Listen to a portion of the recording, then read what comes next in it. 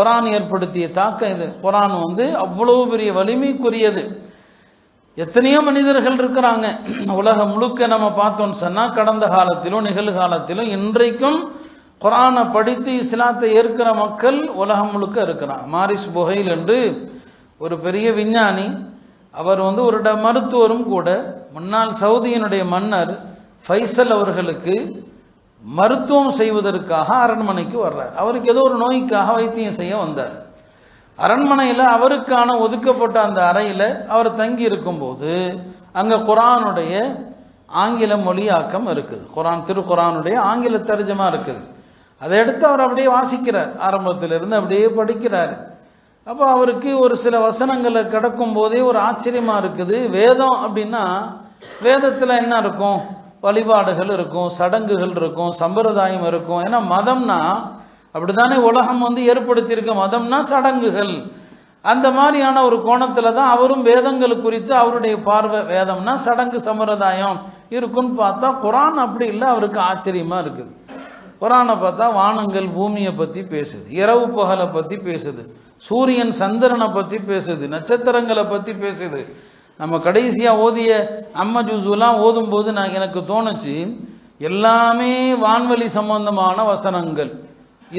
இத ஷம்சு குவ்விரத், சூரியன் சுருட்டப்படும் போது, இதன் நுஜூமுன் கதரத், நட்சத்திரங்கள் உதிரும் போது, இத ஸமாஉன் ஃபதரத், வானம் பிளக்கும் போது, இல்லையா, இத ஸமாஉன் ஷக்கத் வஸ்ஸமாஇ ஸாத்தில் புரூஜ், கோள்களை உடைய வானத்தின் மீது சத்தியமாக. இந்த வசனங்களை எல்லாம் பார்க்கும்போது நான் நினைச்சேன், இப்போதெல்லாம் அதிகமாக விண்வெளி பற்றிய செய்திகளை நீங்கள் பார்த்துக்கிட்டு இருக்கிறீங்க.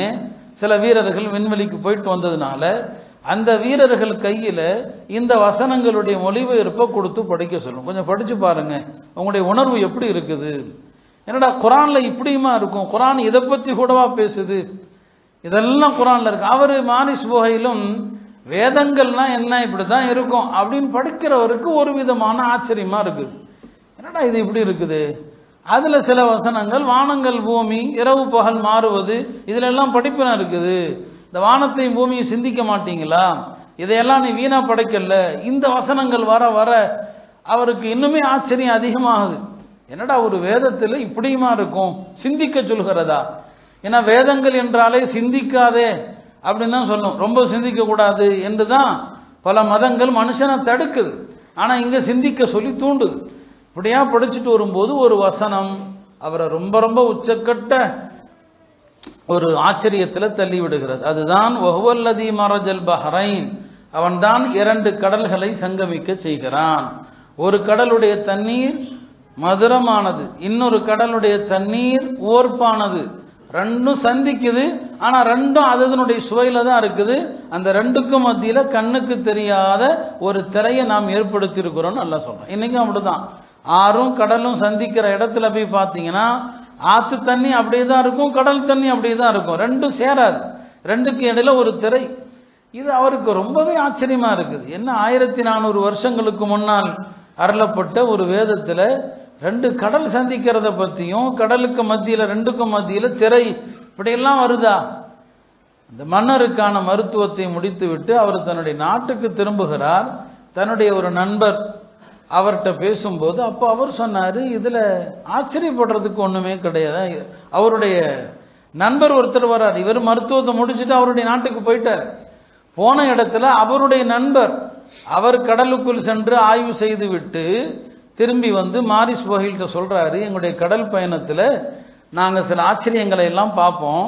அதில் ஒரு ஆச்சரியம் என்ன, இரண்டு வெவ்வேறு கடல்கள் சங்கமிக்கும், ரெண்டு கடலும் அதனுடைய சுவை மாறாமல் அப்படியே தான் இருக்கும், ஒரே இடத்துல சேரும், ஆனால் ரெண்டுமே கலக்காம இருக்கும்னு சொல்லி. அப்போ இவர் சொன்னார், இது குர்ஆன்ல இருக்குதுன்னு சொல்லி.